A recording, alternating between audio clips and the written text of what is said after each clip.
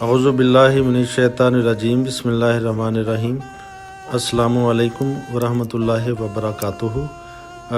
Sada mismo u Engleskoj u Islamabad. Ovo je jedan novi grad i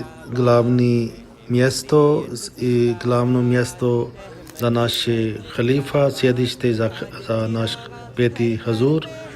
I možemo da kažemo ovo je sada novi centar za Ahmadija Muslim Džamat. Mi ćemo malo predstaviti kako Džamat odlučio da gradi ovo centar i ovdje ima jedna isto krasna džamija. Naš Džamat počeo iz Kadijan iz Indije u 1889. godine i poslije do 1947. godine to je bio naš centar Kadijan u Indiji, ali tada u 14. august ili 15. august u 1947. godine Indija je bio podijeljen među dvije države, Indija i Pakistan. I tada drugi halifa bio na čelu Džamat i onda svi su ovi naši ljudi, oni su iselili iz Indije i u Pakistan halifa Tul Masih II odlučio da Džamat treba da ima svoj centar. Zato on rekao da mi ne možemo da širimo islam kako treba dok nemamo svoj centar. I onda Džamat kupio jedno mjesto i tamo Džamat gradio novi grad koji se zove Rabwa. Skoro sam pročitao njegovi neki govori od 1948. ili 9. godine i on rekao naš slučaj je kao pčele i ljudi uzimaju med, ali oni napravi svoj dom na novo mjesto i odmah oni počenu da radi od početak i oni ne brini i šta je se dešavao, kako oni su izgubili svoje zarada i sve, nego da počnu odmah da radi novo. I tada halifa Tul Masih II rekao, ako opet dođe do toga da halifa ne može da bude ovdje, onda bilo gdje ide i tamo mora da se napravi novi centar. Bez centar Džamat ne može da se širi. Ne možemo da radimo kako treba. I tada niko mislio da jednog dana halifa Tul Masih mora da napusti Pakistan. Ja sam živio taj grad, tamo sada živi negdje 60 do 70 hiljada ljudi i 98% su Ahmadi. I mi smo tamo navikli da halifa živi, da mi živimo uvijek kod halifa i cijeli svijet, ljudi iz cijelog svijeta su tada dolazili. Ali to je se dešava u 1984. godine i tada diktator Ziaul Haq on donio novi zakon i opšte je zabranio svi Ahmadi, članovi Ahmadija Džamat, da oni ne smiju da ponašaju kao muslimani, zabranili su azan. I tada halifa Tul Masih IV on živio u Pakistanu.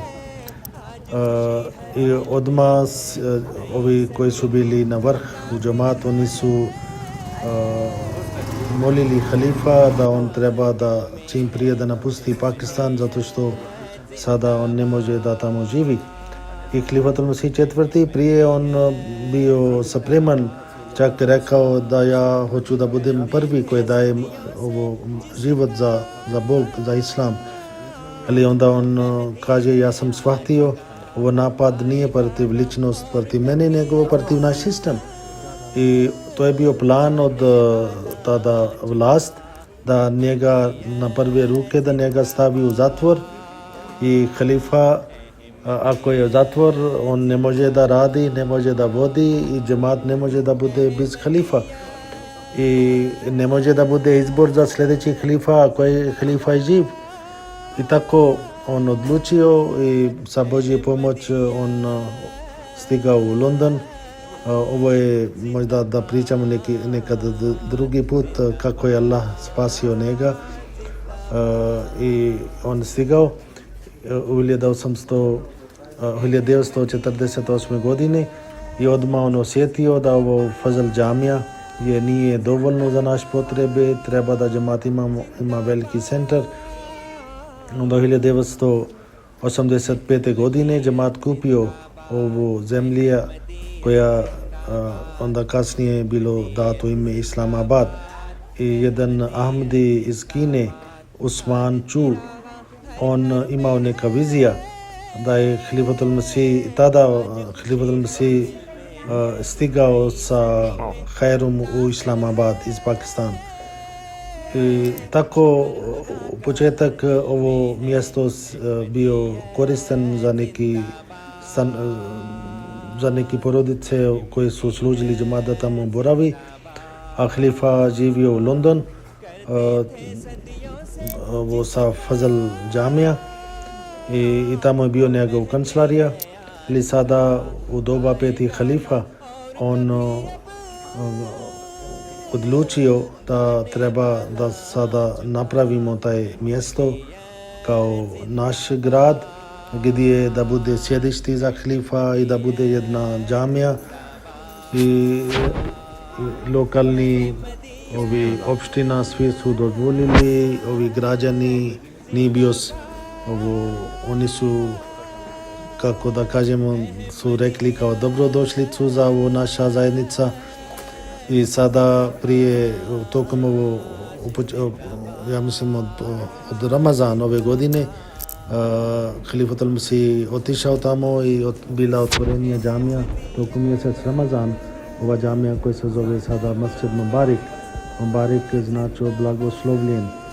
I na ovo ime isto bila džamija u Kadijan. Taj džamija bila odmah sa kuća od obitelji Mesija al-Islam i tamo je on opet dnevni namaz on obavlja. I kada džemat gradi u Novi grad Rabba i tamo isto bila taj džamija gdje je halifa vodio opet dnevni namaz, ta džamija isto se zvala džamija Mubarak. I tako Halifatul Masih peti dao ime za ovo džamija Mubarak i ovo je jedna krasna džamija. I na ovu lokacija sada živi 30 porodica i ima sve glavne kancelarije za džemat, imamo veliko mjesto za parking i vidjeli smo nekoliko stotine auto tamo su bili parkirani i imali su još mjesta. I tako ovo je sada Božje blagodat na nama da Halifatul Masih peti sada ima ovo mjesto odakle bi bio lakše da mi širimo islam.